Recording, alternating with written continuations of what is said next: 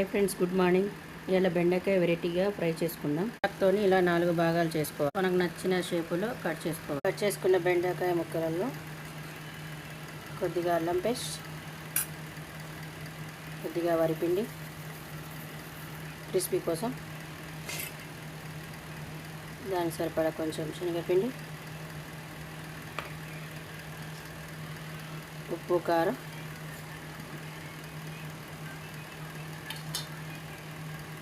కొద్దిగా గరం మసాలా, కార్న్ఫ్లోర్, ఇవన్నీ వేసుకొని పదన లేకుండా కలుపుకోవాలి.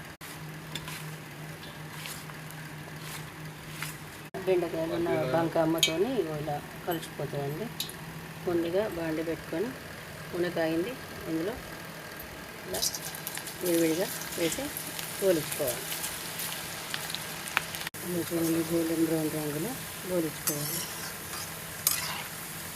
చూడండి, ఎంతో టేస్టీగా ఉండే బెండకాయ వెరైటీ ఫ్రై చూడండి ఎలా ఉందో. మీరు కూడా ట్రై చేసి టేస్ట్ చూసి ఎలా ఉందో కామెంట్ రూపంలో కామెంట్ చేయండి.